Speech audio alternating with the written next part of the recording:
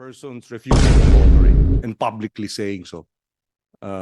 And that's why we feel perhaps it's time to review the powers of the ICC, perhaps give it additional, well, the need to perhaps give it additional powers so that it can aggressively and vigorously pursue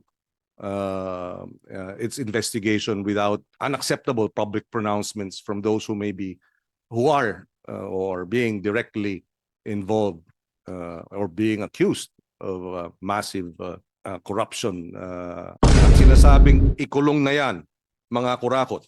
Kaya kasama ang ating mga inaanyahang resource persons mula sa DOJ, NBI, CHR, ICI, private sector organizations. Pag-uusapan natin ang Senate Bill 1215 na panukala ni na Senate President Soto at Senators Erwin Tulfo at Ontiveros.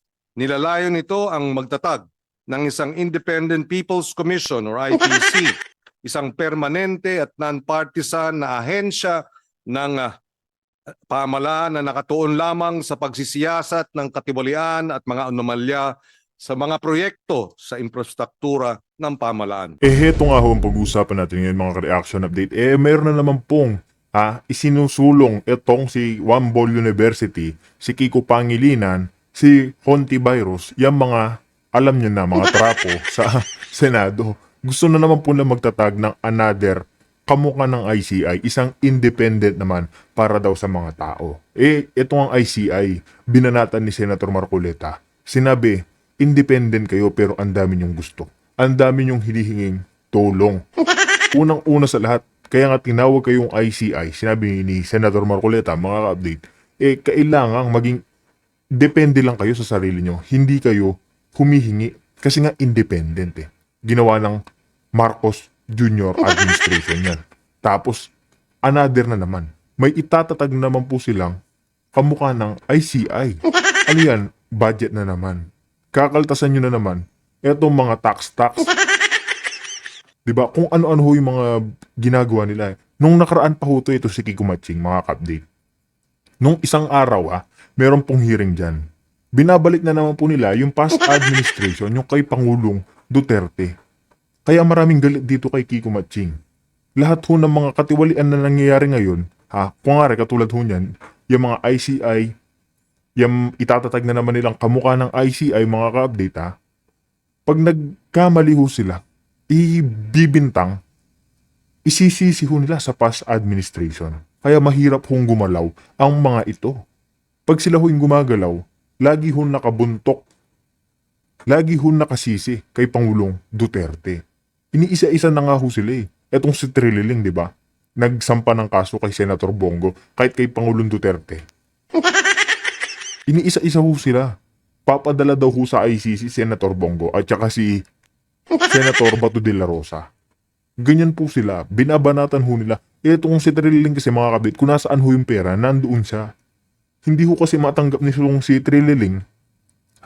Noong 2015, 2016 mga ka-update, nung bago pa tumakbo si Pangulong Duterte bilang maging presidente nga, etong si Trililing, gusto niyang maging vice-presidente ni Pangulong Duterte. Siyempre si Pangulong Duterte, nakakaamoy ho yan kung mapanganib ka ba, kung may pagkabaliktaran ka ba. Alam po yan ni Pangulong Duterte.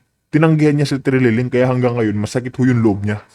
Kasi sinabi ni Pangulong Duterte, mga ka-update kung tatanggapin niya daw tong bilang vice-presidente si Trillanes, baka kababa niya pa lang daw sa eroplano, matulad daw ho siya kay Aquino. Titirahin daw ho siya. Tapos si Trililing yung magiging presidente, kaya ho tinanggihan niya yung si Trillanes. Kaya hanggang ngayon mga kabit, galit na galit yung si Trillanes kay Pangulong Duterte. Ito naman mga loko-lokong yan mga kabit, gagawa ng another, parang ICI, may kapupuntahan na naman yung budget, yung pera. Pero wala hong nangyayaring investigasyon. Puro lang po pakita sa media. Ganyan lang po yung ginagawa nila. Para pinapakita lang po nilang malinis sila. Pero yung katotohanan mga kabit, wala naman po nahuhuli. Diba? Wala naman pong nananagot sa mga anomalya. Yung mga ghost project, lahat ho ng katiwalaan. Meron po ba nakukulong? May napangalanan po. Meron. Si Martin Romualdez, ano pong ginawa nila mga ka-update? Ginawa hong state witness. Di ba? Yan po yung administrasyon ni Marcos Jr. Tapos mga ka-update, kanino hisisisi? Kay Pangulong Duterte, yung mga ninakaw-nakaw po nilang bilyon, trilyon. Di ba? Para ho dagdagan yung kaso ni Pangulong Duterte. Ganyan po yung mga nangyayari ngayon. Tapos titirahin naman po niya nila sino katapos ng mga senador. Yung mga kaalyado ni Pangulong Duterte, katapos ng mga kaalyado ni Pangulong Duterte, mga ka-update, sisundan ho nila yan ng impeachment ni BP Sara. Kaya mga ka-update, ano ho sa tingin nyo ang mangyayari? Ano po ang sasabihin ng taong bayan kung patuloy ho silang ganyan magtrabaho? Imbis na nakapokus ho tayo sa flood control, binabanatan ho nila yung mga kapwa nila senador, vice-presidente. Dapat mga ka-update sila ho yung umalis dyan sa kanilang pwesto. Linisin muna yung Senado, yung presidente. Dapat mga ka-update malinis muna yung gobyerno ng Pilipinas. Kasi ibubuntong lang ho nila lahat yan sa past administration. Kaya mga ka-update, wag na ho natin itong patagalin. Pero bago yan mga ka-update kung bago lang ho kayo sa ating channel, isang like, isa share, subscribe labang ho, malaking tulong na ho yan. Kaya mga update, rekta na ho tayo. Kung may sasabatas, ang komisyong ito ay magiging mas malakas at mas malaya kumpara sa kasulukuyang ICI sa ilalim ng isang executive order. Ang Senate Bill 1215 ay nagbibigay sa IPC ng statutory permanence, ganap na kalayaan at garantisado ang transparency at fiscal autonomy. Ang mga kapangyarihang instruktura at pagpopondo ng komisyon ay ilalagay sa batas, kaya magiging ligtas at protektado ang pondo, polisiya at pagpapatupad mula sa maaring panghimasok ng politika.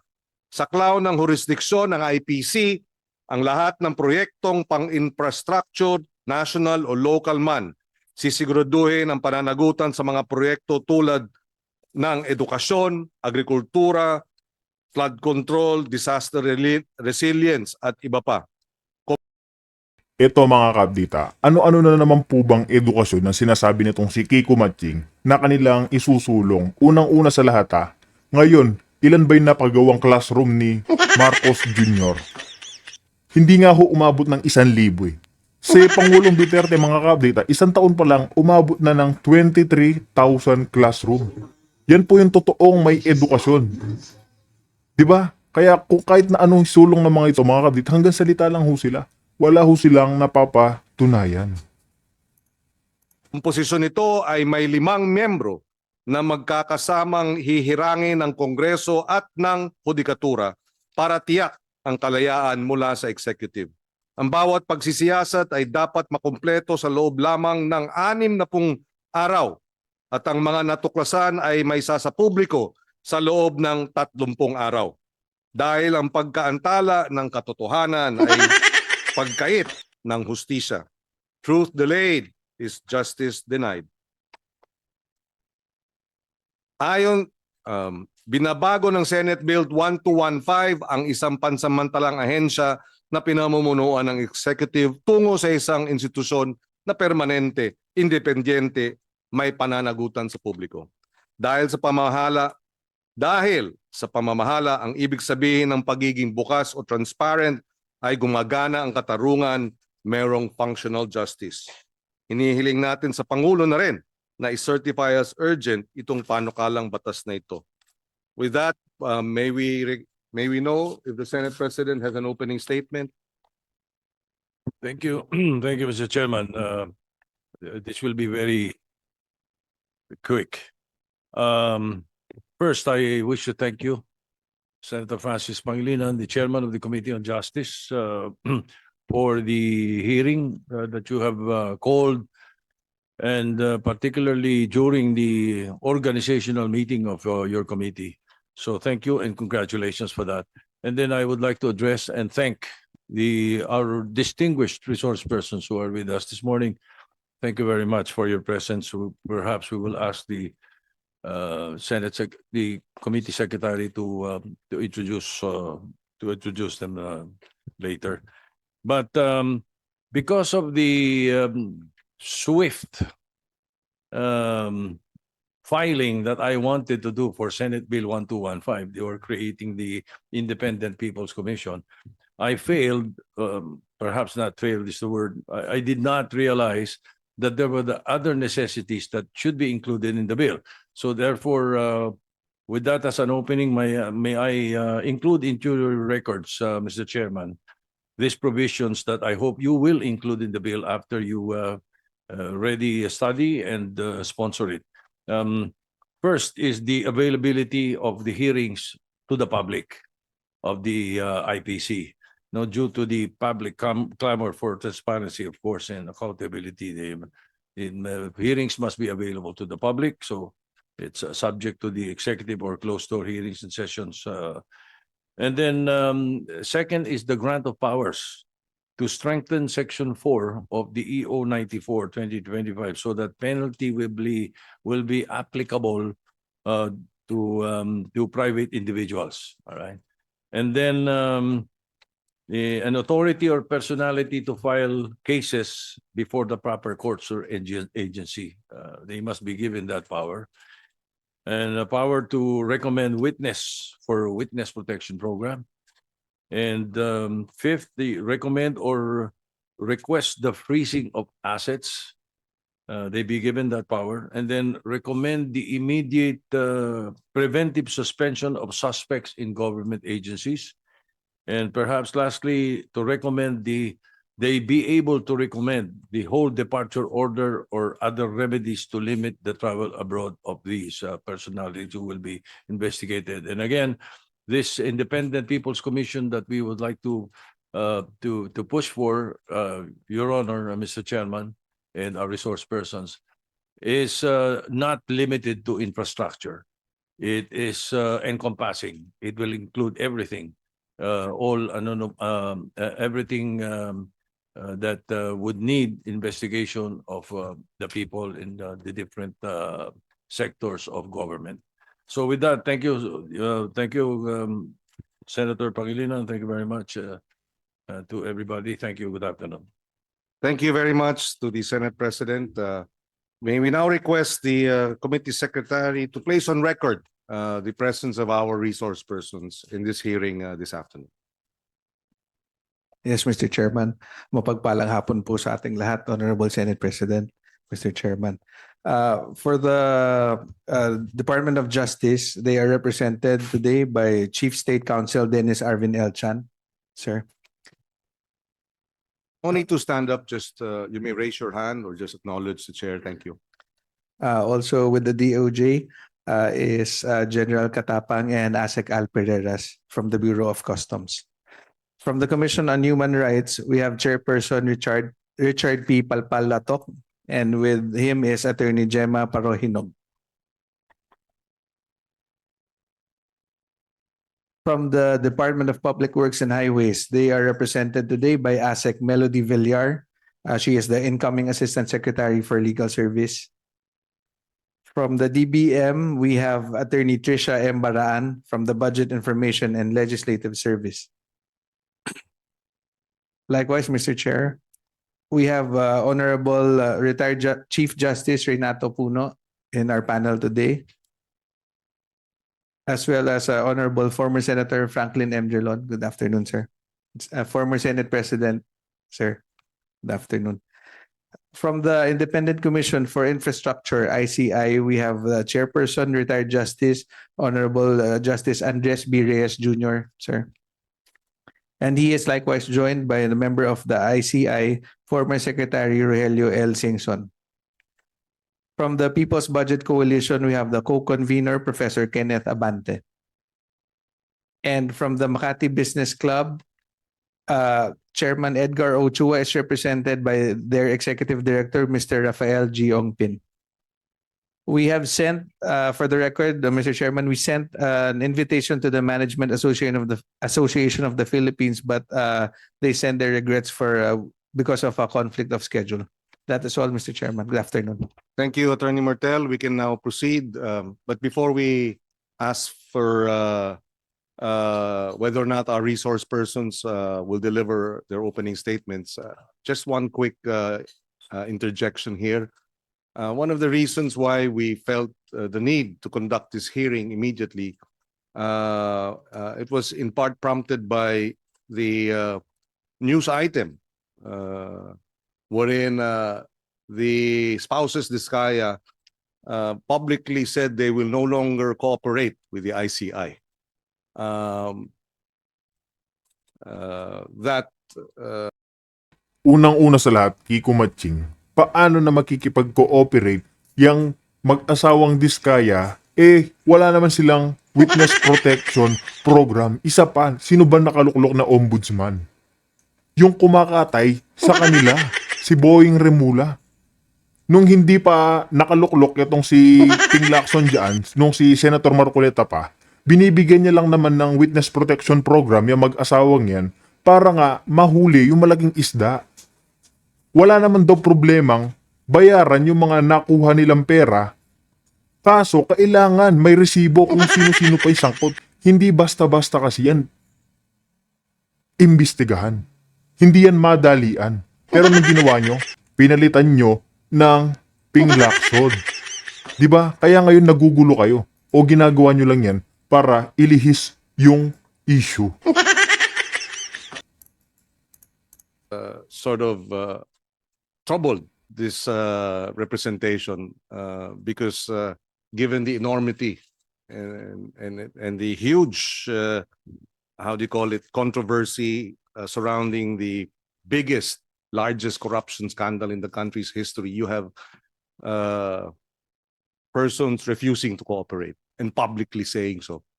And that's why we feel perhaps it's time to review the powers of the ICC, perhaps give it additional, well, the need to perhaps give it additional powers so that it can aggressively and vigorously pursue its investigation without such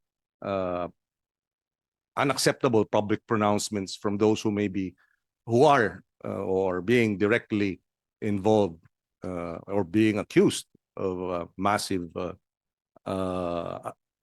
corruption practices. So with that, do we know, we would like to know if any of the resource persons have prepared an opening statement. The former Senate President, Frank Rilon, you have the floor. Thank you very much, Mr. Chairman and Mr. Senate President. Good afternoon. Mr. Chairman, at the outset, allow me to express my appreciation to your committee for setting, for hearing Senate Bill 1215, even if the Senate is on break. And in that regard, let me express my appreciation for the effort of the Senate President in filing this very important measure. Now, I consider the passage of this law as as urgent. And in that regard, I join the call of our chairman to request the President to certify this measure as urgent. Why do I consider this measure as urgent? Mr. Chairman, I think it cannot be denied that our people today are angry.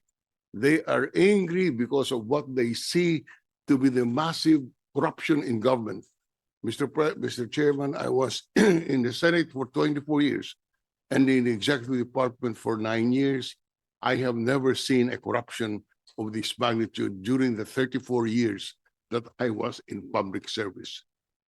And today, Mr. Chairman, in public gatherings, you hear people in unison chanting anti-corruption drives.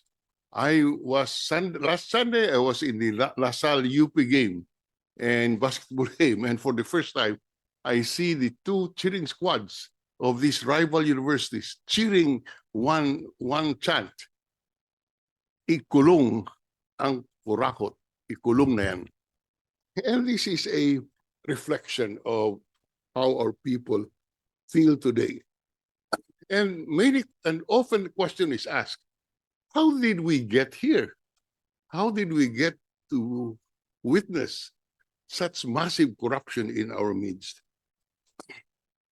I have a simple answer. To me, Mr. Chairman, it is the culture of impunity that we see in our midst today. And this impunity to me is because of the failure of our citizenry to observe the rule of law. They have disregarded the rule of law because people feel that they can get away with wrongdoing. They feel that they can commit crimes without fear of being punished. In other words, Mr. Chairman, in my humble opinion, it is the failure of our justice system. And I was part of that once, as Secretary of Justice for 4 years. Indeed, I must admit that, I may have failed to do what is needed in order to improve at least the perception of our people on our justice system. And the failure is from the investigation, prosecution, adjudication, and in the punishment phase.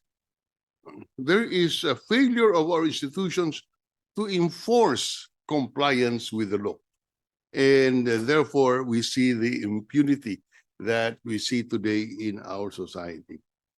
But talking of institutions, we have enough, in my mind, institutions in our system today that should address these anomalies. But we must admit that there is that we see the failure of the system to effectively prevent corruption.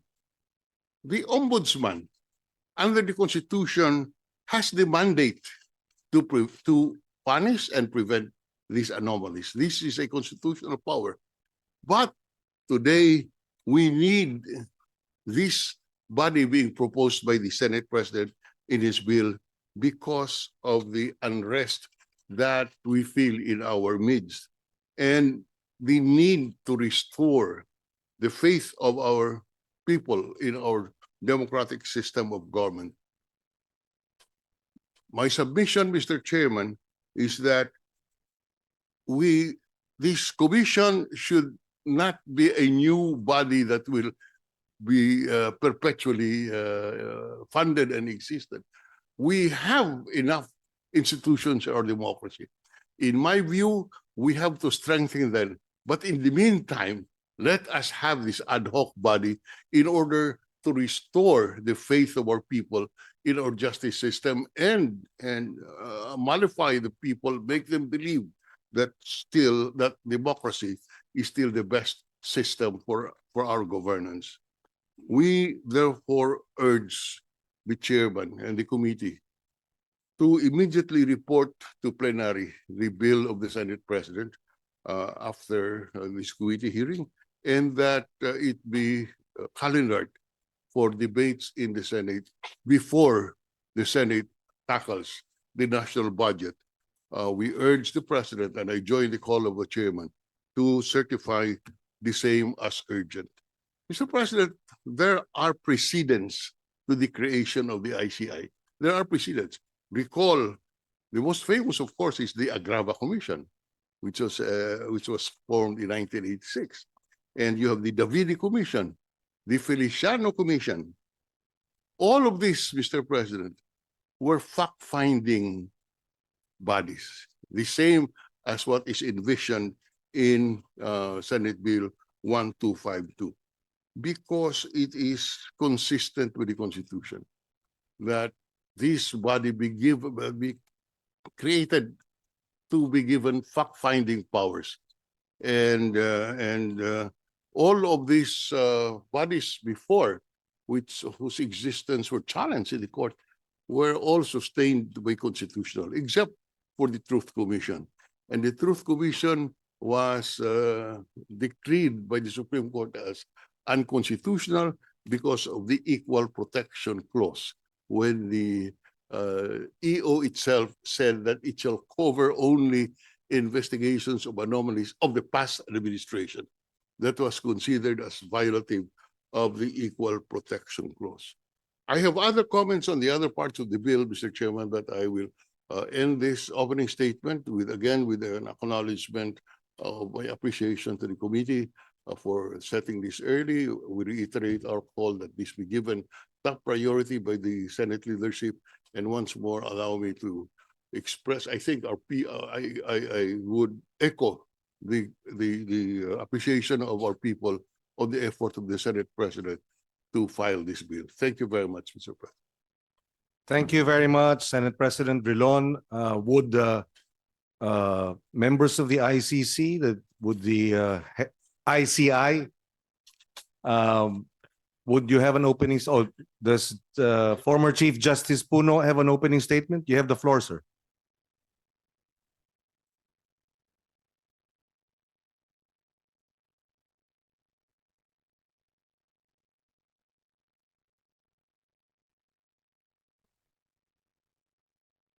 Senate President,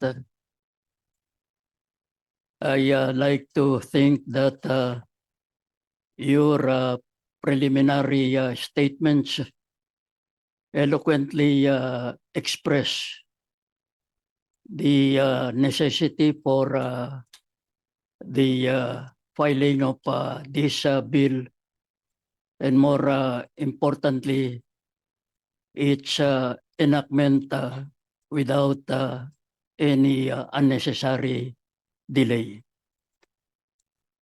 They also adequately express the anger of our people on the corruption being unearthed, especially on the flood control projects.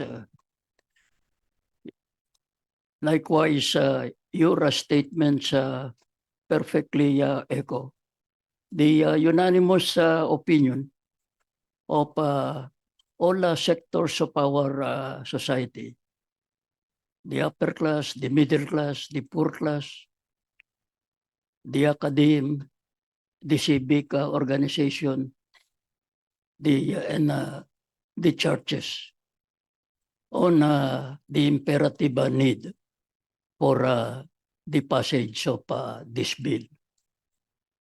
And so in the interest of time and to avoid redundancy, I will not make any further prologue or preliminary statements. But I am ready, Your Honors, to give my comments on the different provisions of Senate Bill 1215.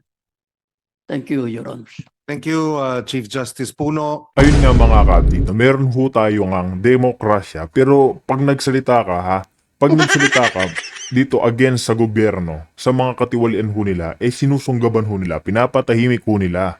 Diba, pinuputulan ho nila ng maayos na panunungkulan, katulad na lamang ni Congress Miao.